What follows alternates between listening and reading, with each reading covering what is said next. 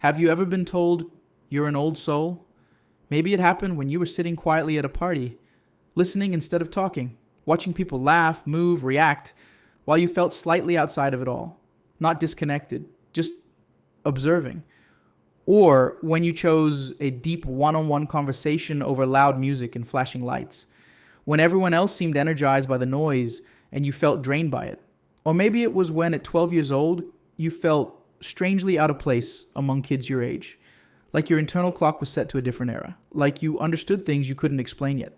Most people assume being an old soul just means you like vintage music, black coffee, rainy afternoons, or books that smell like dust and history. It sounds aesthetic, romantic even, but psychologically something much deeper is happening.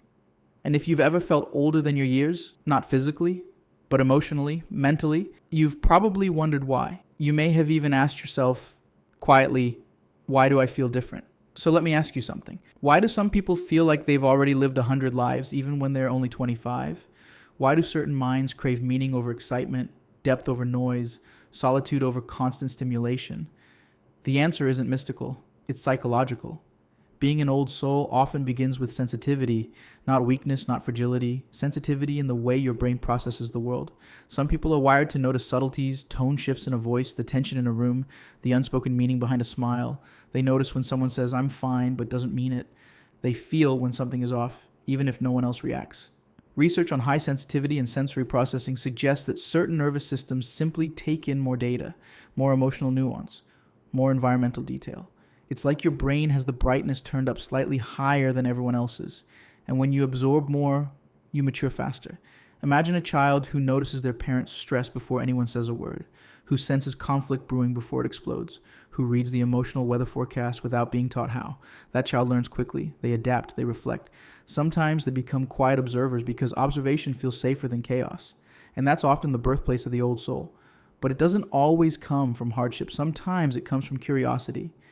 Old souls tend to be drawn to big questions early in life. While others are asking what's fun, they're asking what's meaningful. While others chase trends, they chase understanding. Not because they're trying to be different, but because shallow stimulation doesn't satisfy them. Have you ever left a loud social gathering feeling oddly empty? Not because it was bad, but because it lacked depth? Because no one really said anything real? That feeling isn't arrogance. It isn't superiority. It's your psyche craving substance. Neuroscientifically, this often connects to higher levels of introspection and default mode network activity, the system in your brain that activates when you're reflecting, daydreaming, analyzing yourself and others. Old souls live there often. Their inner world is busy, rich, sometimes overwhelming. That's the paradox. People see calmness, composure, stability, but inside, there's a constant stream of reflection, replay, analysis. Why did they say that? What does this mean? What am I supposed to learn from this?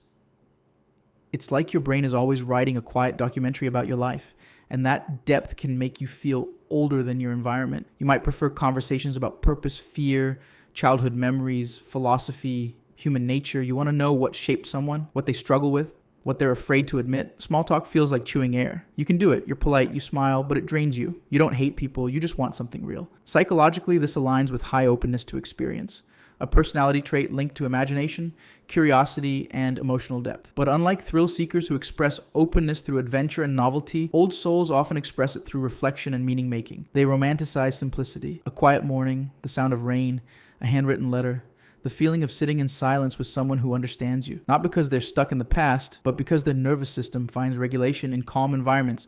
Chaos overstimulates them, silence restores them. And here's something people don't talk about enough. Many old souls felt emotionally older than their peers growing up. Maybe you were the therapist friend, the one others confided in, the one who gave advice beyond your years, the one who understood heartbreak before experiencing it. When that role becomes familiar, your identity slowly begins to shape around it. You become the stable one, the wise one, the grounded one. People come to you when they're confused, when they're hurting, when they need perspective. You learn to hold space for others, but rarely does someone hold space for you. And that's where things get complicated. Because depth can quietly turn into isolation. When your inner world feels different from those around you, loneliness doesn't arrive loudly. It arrives subtly, the kind where you're surrounded by people, yet feel slightly unseen. You might start wondering if you're too intense, too reflective, too much.